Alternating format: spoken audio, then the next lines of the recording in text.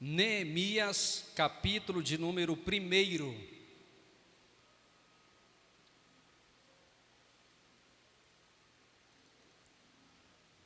Fica depois do livro de Esdras, Velho Testamento.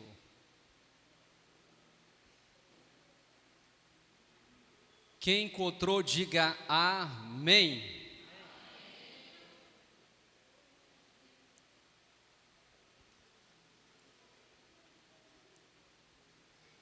As palavras de Neemias, filho de Acalias, e sucedeu no mês de Quisleu, no ano 20º, estando eu em Suzã, a fortaleza, que veio Anani, um de meus irmãos, ele e alguns de Judá, e perguntei-lhes pelos judeus que escaparam e que restaram do cativeiro acerca de Jerusalém. E disseram-me: os restantes que não foram levados para o cativeiro, lá na província, estão em grande miséria e desprezo, e o muro de Jerusalém fendido, e as suas portas queimadas a fogo. E sucedeu que, ouvindo eu estas palavras, assentei-me e chorei, e lamentei por alguns dias, estive jejuando e orando perante o Deus dos céus. Amém? Levante sua mão direita e diga assim: Senhor Jesus, fala comigo através da sua palavra. Amém. Eu quero chamar nesta noite a sua preciosíssima atenção. Haja visto que estamos no culto de ensino. E toda a atenção redobrada. Esse livro, meus irmãos, de Neemias, fora escrito por ele mesmo. Neemias era judeu de natureza,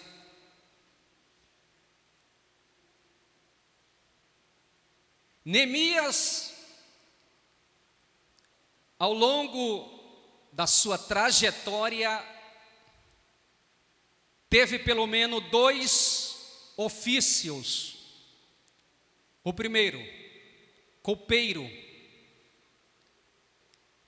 O segundo, governador de Jerusalém. A palavra Neemias significa fortaleza de Yahvé, ou fortaleza de Jeová. É o significado do nome Neemias.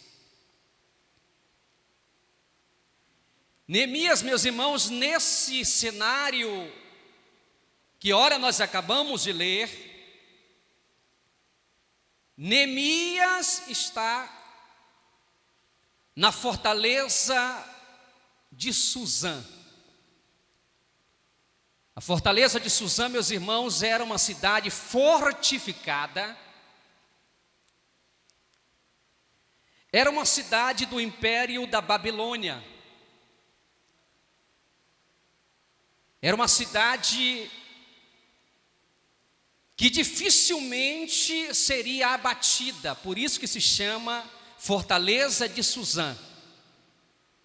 Era como se fosse uma das capitais da Babilônia, do Império Babilônico. Nesta época, o rei se chamava Artaxerxes. Como foi, meus irmãos, para Neemias entrar no cenário babilônico? Nós precisamos voltar um pouco à história. Todas as vezes que o povo de Deus virava as costas para Deus, desobedecia a Deus, Deus permitia os inimigos sitiarem as cidades de Israel, de Judá, Jerusalém, e assim levar como cativo ao cativeiro. Ele estava lá na Babilônia, prestando serviço para o rei, mas era um escravo. Estava debaixo da tutela, debaixo do poderio desse rei. O povo de Deus virou as costas para Deus, Deus permitiu que os inimigos entrassem em Jerusalém, sitiassem Jerusalém, destruíssem Jerusalém. E agora ele tem um cargo de altíssima confiabilidade. Ele é copeiro. Qual é o papel de um copeiro? Toda bebida, meus irmãos, passava primeiramente por Neemias. Era de praxe, os reis da época, e existem alguns países até hoje que existem copeiros, que são aqueles que têm a função de experimentar, de degustar a água, o vinho, bebidas, e assim levar para o rei. Se a bebida, se a água tivesse veneno, que morreria primeiro era o copeiro. Mas para ser um copeiro tinha que ter graça diante do rei. Não era qualquer pessoa que tinha esse misto, que tinha essa capacidade de ser um copeiro. Não era para qualquer pessoa. Segundo alguns historiadores, quem indicara Neemias para ser copeiro do rei foi Esté, porque Esté era a madrasta de Artaxerxes. E segundo a história, ela que indicara Neemias para ser copeiro desse rei. Então Neemias, meus irmãos, tinha graça suficiente diante do seu patrão, diante do seu mandatário, diante do rei. E ele está lá servindo, cuidando. Toda bebida, toda água, todo vinho passava pelas mãos de Neemias.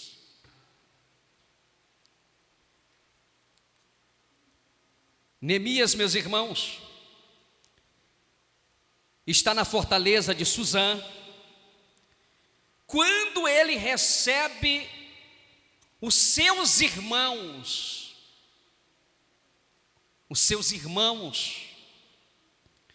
e no versículo de número 2, a gente pode observar que veio Anani, um de meus irmãos e alguns de Judá. E Neemias fez algumas perguntas para eles. E perguntei-lhes pelos judeus que escaparam e que restaram do cativeiro acerca de Jerusalém. Então Neemias, naquele momento, ele queria saber o estado dos seus irmãos. Neemias queria saber o estado da sua nação, queria saber a respeito daqueles que restaram do cativeiro, daqueles que passaram por uma grande turbulência, onde eles estavam naquele momento. E ele recebe a triste notícia, a triste informação. E disseram-me: os restantes que não foram levados para o cativeiro, lá na província estão em grande miséria. Aqueles que não foram levados para serem escravos, eles estão lá livres na província, em Jerusalém, porém eles estão vivendo em grande miséria. Observe bem a narrativa aqui, eles estão vivendo em grande miséria.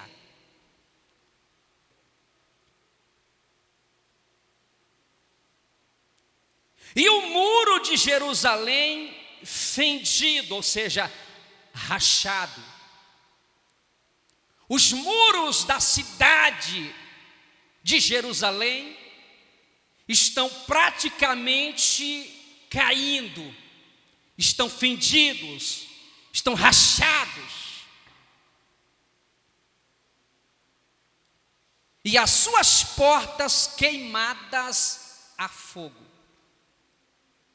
A cidade de Jerusalém, meus irmãos, tinha pelo menos 12 portas. Eu acredito que no próximo ensinamento estaremos falando sobre os muros, logo em seguida, sobre as 12 portas de Jerusalém. Era a única cidade que tinha 12 portões, inclusive a porta ou portão das ovelhas. Tinha a porta do peixe, a porta do monturo, a porta do gado, a porta do lixo. Cada uma porta tem os seus respectivos significados. Acredito que no terceiro culto de ensinamento estaremos falando sobre as 12 portas. Agora observe bem estas informações que Neemias, o copeiro, está recebendo neste momento. Os seus irmãos estão em grande miserabilidade, estão vivendo em miséria. Aqueles que não estão vivendo em miséria foram levados como escravos. A cidade está destruída, os muros estão rachados, e as portas e os portões estão todos queimados a fogo.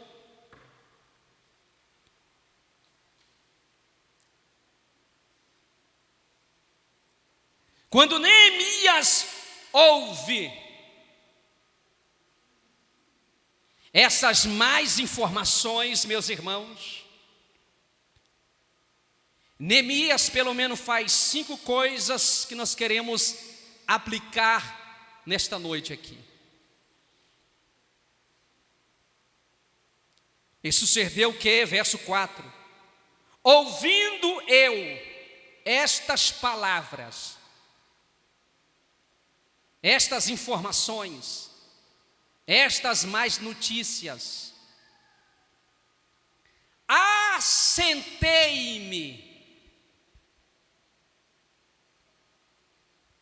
e chorei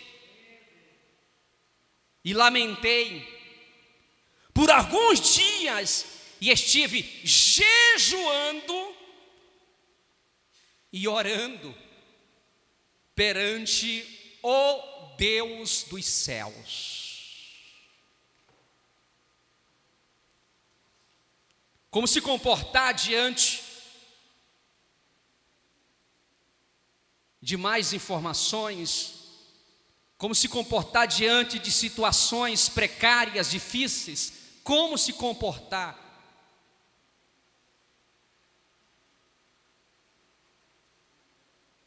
A primeira lição, meus irmãos, para nós aplicarmos aqui nesse culto de doutrina, de ensino, quando ele ouve estas palavras, a primeira coisa que ele fez, ele se assentou. Digam comigo, ele se assentou. Quando nós assentamos, meus irmãos, pelo menos 3 coisas nós vamos fazer. Primeiro, ouvir. A gente se assenta para ouvir. Segunda coisa, quando nós assentamos para aprender. E terceira coisa, para tomarmos uma decisão. Para colocarmos em prática aquilo que nós ouvimos e aprendemos. Tem aquele certo ditado: aquele que não se assenta para ouvir, não pode se levantar para ensinar. Então a primeira coisa que ele faz, ele se assenta diante desta situação. Porque tem coisa, meus irmãos, que não adianta você ficar transitando de um lado para o outro que você não vai resolver.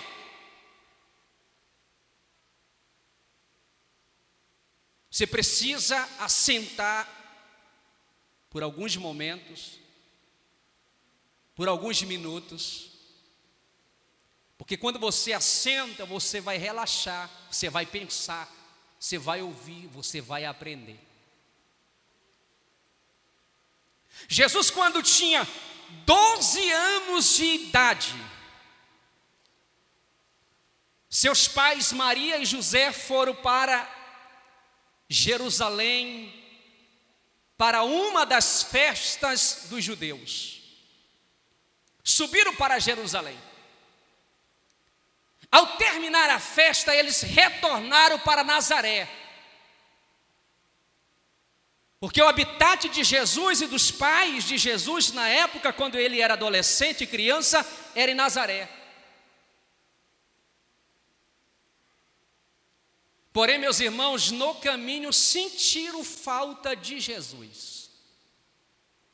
Procuraram Jesus e não encontraram Jesus. Cadê Jesus?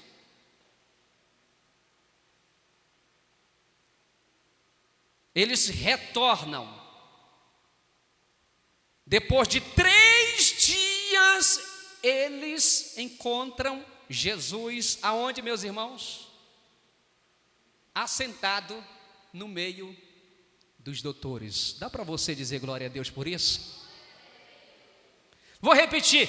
Depois de 3 dias, seus pais, procurando Jesus, encontraram ele no templo. Aonde? Assentado, ouvindo os doutores. Se Jesus se assentou para ouvir, que é o mestre dos mestres, por que que eu não assento para ouvir também? Ele assentou para ouvir os doutores. E depois ele começou a interrogá-los, começou a fazer perguntas, ao ponto que os doutores disseram: que sabedoria é essa? Que inteligência é essa? Desse adolescente, desse garoto de apenas 12 anos. Isto implica dizer, meus irmãos, que Jesus aprendeu desde cedo a se assentar. Nós queremos, meus irmãos, resolver muitas coisas, mas nós ficamos distraídos de um lado para o outro e não paramos para assentar. Jesus entrou na casa de Marta e Maria. Ao chegar ali, diz a Bíblia Sagrada, que Maria se assentou aos pés de Jesus. Olhe para mim. Jesus chegou, se assentou, começou a ensinar, começou a trazer a sua prédica, e Maria se assentou aos pés de Jesus para ouvi-lo. Porém, Maria, em vez de se assentar, ficou distraída, transitando dentro da sua casa de um lado para o outro. Vejamos bem a importância de se assentar. Marta, corrigindo aqui, ficou transitando de um lado para o outro. A importância de se assentar. Jesus disse: Marta, Maria escolheu a melhor parte, e essa não lhe será tirada. Jesus sobe para o Monte das Oliveiras, e diz a palavra que ele se assentou, e os seus discípulos passaram a ouvi-lo. Segundo alguns historiadores, o sermão do Monte das Oliveiras perdurou 3 dias e meio, meus irmãos. Não está escrito na Bíblia, mas o povo se assentou para ouvir. Jesus, quando conheceu Pedro, diz a palavra que ele entrou no barco de Pedro e ele se assentou no barco de Pedro. Diz a palavra de Deus que o nosso Jesus está assentado à direita do Deus Pai. Isaías teve a visão no capítulo 6. Eu vi o Senhor assentado sobre um alto e sublime trono.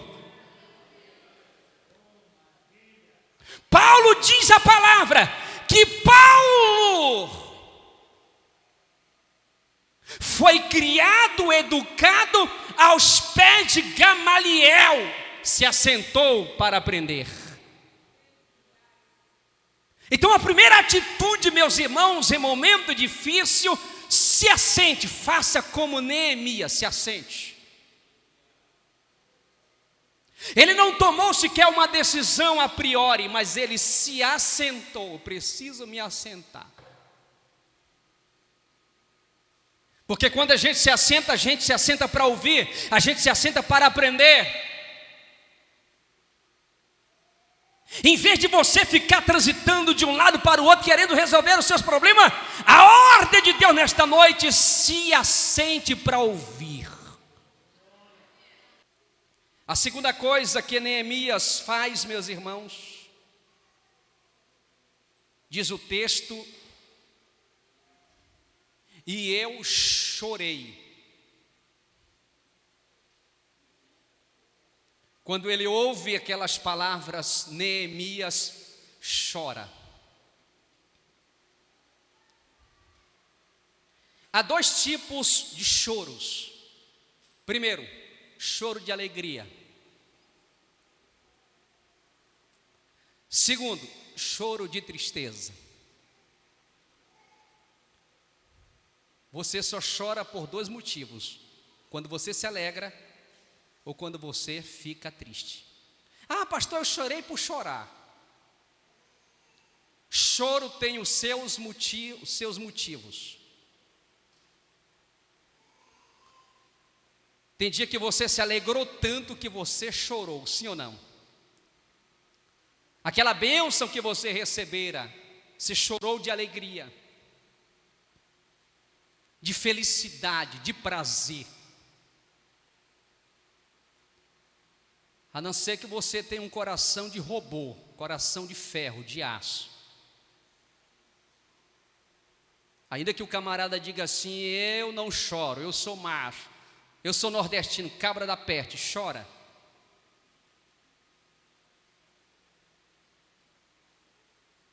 Se não chorar de alegria, mas vai chorar de tristeza.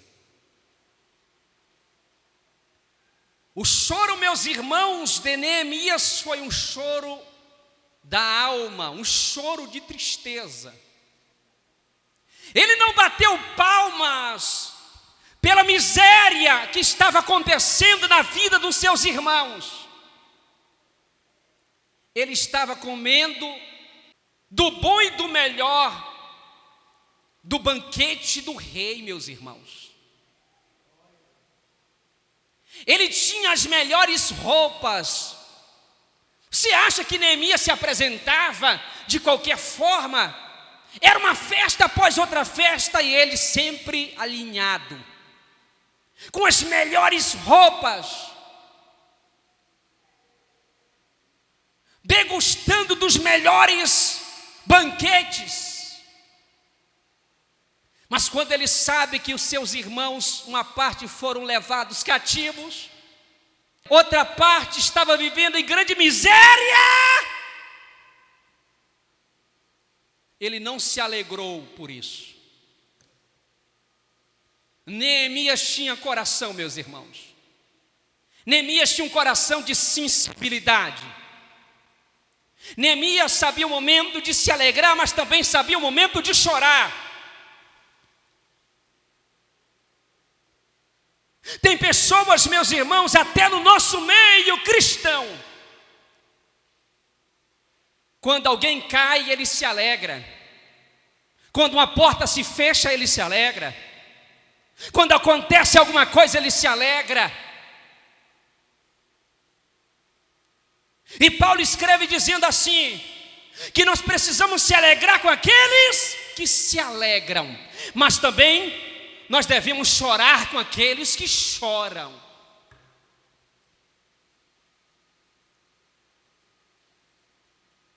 A geração que nós estamos vivendo, meus irmãos, pasmem, muitos só querem ver o seu bem-estar, mas o bem-estar do próximo 0,0. Qual é a lição que nós aprendemos aqui? É tempo de nós nos alegrarmos, sim, mas é tempo também de nós chorarmos. Quantos irmãos estão sofrendo, meus irmãos? Quantos soldados estão aí sem poder se levantar porque foram alvejados pelos tiros espirituais do diabo? E nós precisamos chorar na oração, chorar intercedendo, pedir misericórdia, a clemência de Deus, para que Deus possa usar de misericórdia e eles saírem do cativeiro, porque eles estão amarrados também. E a segunda coisa, meus irmãos, que nós precisamos se comportar diante de algumas situações. Existe um momento para se alegrar, mas existe um momento para não se alegre com a derrota do seu próximo. Que tem, meus irmãos de crente, que torcem pela desgraça, pela ruína do próximo, não é brincadeira. Paulo escreveu dizendo, quem está em pé, cuide-se para que não caia. Não é porque eu estou em pé, que você está em pé, que outrem está em pé, que nós vamos nos gloriarmos e acharmos que nós somos merecedores. Ninguém é merecedor de nada. Se estamos em pé pela graça de Deus, é pela misericórdia de Deus. As oportunidades são únicas. Então ele se lamenta pelo alvo que Israel não atingiu, errou o alvo. Ele se lamenta porque ele gostaria que os seus irmãos estivessem na presença de Deus. Ele se lamenta porque ele queria que os seus irmãos estivessem andando, agradando a Deus. Ele se lamenta porque ele queria ver os seus irmãos bem. Agora os seus irmãos estão vivendo em miséria. Ele se lamenta, meus irmãos, porque o templo dentro de Jerusalém também está em ruína. Ele se lamenta porque as portas de Jerusalém estão queimadas a fogo. Ele se lamenta porque ele ouve que o muro de Jericó está rachado, está destruído. Ele se lamenta. Isto não era para ter acontecido, mas infelizmente aconteceu. E nós precisamos, meus irmãos, ver esse princípio. De vez em quando nós precisamos, como se fosse uma retrospectiva, voltar um pouco ao tempo e olhar e ver o nosso passado e olhar o nosso presente e o que seremos no futuro. Quem é você agora? Se lembra quando, alguns anos atrás, como era você? Hoje você é crente salvo, tem prosperado, tem o seu emprego, sua casa, sua renda. Hoje você tem televisão, tem um ar-condicionado. Me ajude lá. Hoje você tem seus filhos, etc, etc. Mas quem era você anos atrás? Um pobre de marré, um Zé ninguém, um Zé esquerda. Sim ou não? Hoje você está aqui elegante, bonito, servindo a Deus, dando glórias ao nome de Jesus. Agora, estamos vivendo o presente e amanhã.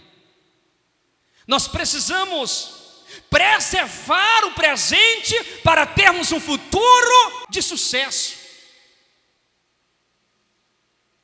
Nós precisamos nos mantermos no presente para que isso possa respingar no futuro, meus irmãos.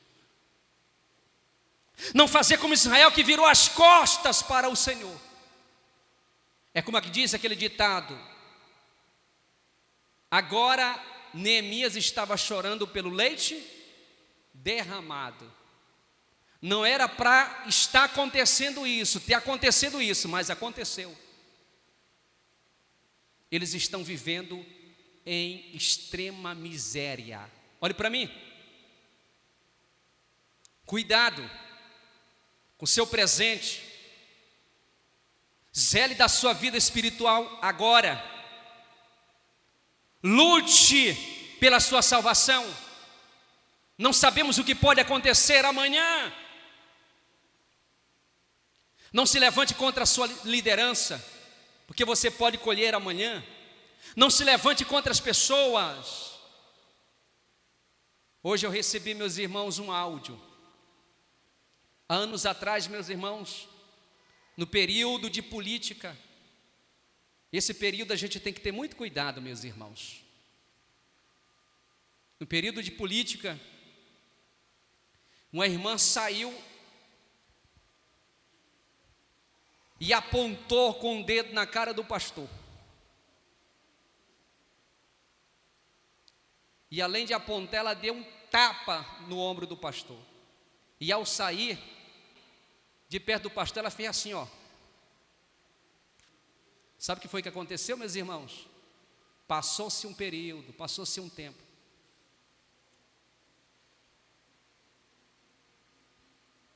Um cachorro, meus irmãos, deu uma mordida nesse dedo dela, ficou só o pitoco. E a irmã desse pastor, esse dia foi visitar ela. Foi lá pedir um violão. Irmã, me empresta seu violão ou seu acordeon para me tocar. Ela disse: eu não estou mais tocando. Por quê? Eu não consigo mais, olha. Justamente o dedo que ela apontou. Hoje ela está se lamentando, meus irmãos, pela situação que hoje ela reconhece. Então tenhamos muito cuidado nesse presente, presbítero Miguel, que nós estamos vivendo. Tenhamos cuidado aonde nós estamos pisando, o que nós vamos falar. Tenhamos cuidado para amanhã, gente, não se lamentar por aquilo que deu errado. A quarta coisa que Neemias fez quando ouviu as palavras: estive jejuando.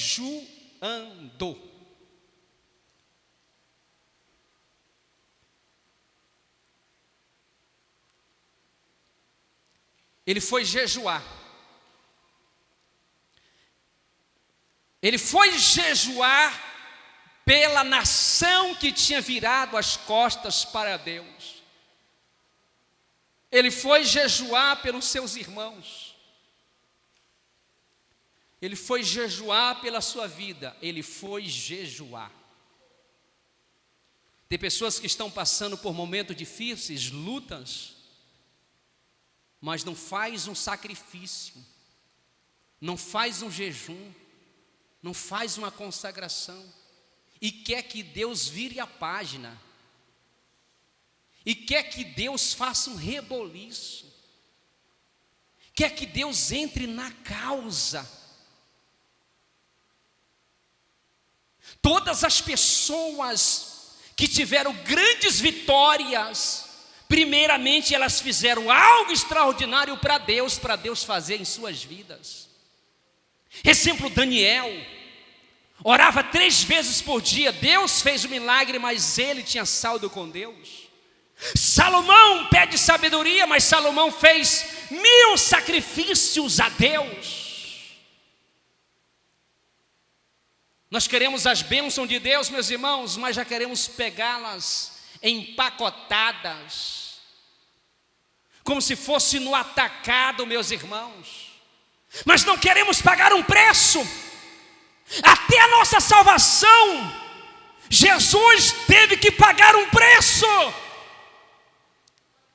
Se nós queremos ver Deus entrando em causas impossíveis, humanamente falando, nós precisamos descer na presença de Deus, sem reserva. Ele foi jejuar. E não era fácil para ele jejuar sendo copeiro, meus irmãos. Mas ele procurou os motivos, os meios pelos quais jejuar. Ele entrou em uma consagração a Deus. Você quer ver a libertação dos seus filhos? Você quer ver a libertação do seu esposo, da sua esposa? Você quer ver uma porta aberta, mas você não quer pagar o preço.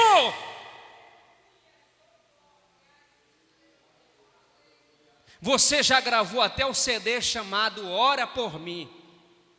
Pastor, ora por mim. Irmã, ora por mim. Mas você não ora nada. Você não se consagra, você não jejua. Você só quer, vem ao nosso reino, mas não dá nada para Deus. Ele poderia dizer, olha, problema de vocês, eu estou vivendo muito bem, eu sou copeiro aqui, me visto das melhores roupas finas, participo dos melhores banquetes, das festas, eu estou em todo lugar, do lado, colado com o rei. Não, eu vou jejuar, porque é meu povo, é o meu sangue, é a minha nação, eu preciso pagar um preço. Será que você está entendendo que Deus está te chamando para você pagar um preço? Quantos querem ver o céu se movendo? Levanta as mãos para cima e dê um brado de glória a Deus dessa noite aqui. Então ele se comporta nesse momento diante dessas palavras que ele ouvira, ele se coloca em jejum, ele começa a jejuar, e eu jejuei.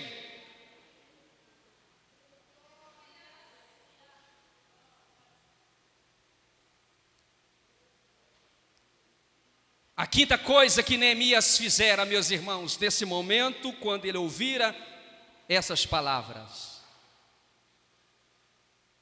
e orando perante o Deus dos céus, eu orei.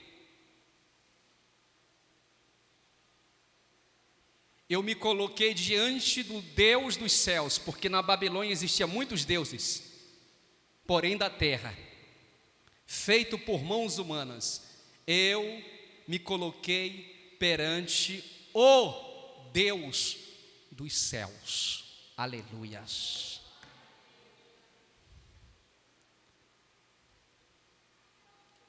Você tem se colocado em oração diante do seu Deus? Ou você tem brincado de orar? Você tem entrado numa dimensão em oração? Ou você está pegando carona com o seu pai, com a sua mãe que ora, com sua esposa, o seu esposo que ora?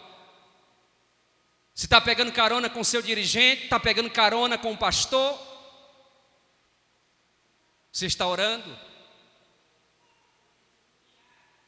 Você está tendo um elo de comunhão com Deus em oração? Você está estreitando a sua vida em oração diante do Deus dos céus? Ou você está brincando? Como nunca antes, meus irmãos, o povo evangélico está deixando de orar. Antigamente, qualquer coisa que nós iríamos fazer, nós orávamos, nós consultávamos a Deus. Hoje não. Eu acho que é de Deus, é de Deus. O homem planeja muitos planos, mas a resposta certa vem da boca de Deus. Neemias se coloca de joelhos e começa a orar. E a oração dele, meus irmãos, ele inclui ele na oração. A partir do versículo de número 5, ele disse: Ah, Senhor, Deus dos céus, Deus grande e terrível, que guardas o conserto e a benignidade para com aqueles que te amam e guardam os teus mandamentos. Esteja, pois, atento os teus ouvidos e os teus olhos abertos para ouvires a oração do teu servo. Ó Deus, se aplaca. Ó Deus, tem misericórdia. Ó Deus, usa de benignidade. Ó Deus, usa de beneplácito para comigo. Tem misericórdia de mim. Tem misericórdia do teu povo, Senhor. Perdoa os nossos pecados. Nós quebramos aliança contra ti. Nós viramos as costas contra ti. Ó Deus dos céus. Como é que você se comporta diante das notícias que você ouve? Como é que você se comporta diante das provas? Como é que você se comporta diante do caos? Como é que você se comporta? Pergunte para o seu irmão: como é que você se comporta? Esta é a receita hoje para nós. Primeiro, se assente. Não tome qualquer decisão antes de se assentar nos pés do Senhor. Segunda, chore. Bem-aventurados são os que choram, porque eles serão consolados. Terceiro, se lamente. Confesse seus pecados, seus erros. Aquele que confessa e deixa, alcança misericórdia. Mas aquele que encobre as suas transgressões, jamais prosperará. A partir de hoje, coloque no seu coração fazer jejum em prol desta causa, desta situação. Está na hora de você jejuar. Você não é bicho do mato que não jejua? Está na hora de você fazer um jejum, se consagrar. Deus vai mover os céus e a terra para te dar vitória. E vitória na sua casa, na sua família. Se coloque de pé em nome de Jesus. E por último, como se comportar? De joelhos orando. Se a resposta não vem do homem, se a resposta não vem da esposa, se a resposta não vem do advogado, se a resposta não vem do prefeito, se a resposta não vem do prefeito, se a resposta não vem do presidente, mas a resposta vai vir do Deus que está nos céus. Vai chegar a resposta. Esse é o primeiro ponto da mensagem. No próximo ensinamento a gente continua nesse livro. Vamos falar sobre os muros. Depois a gente vai falar sobre as 12 portas.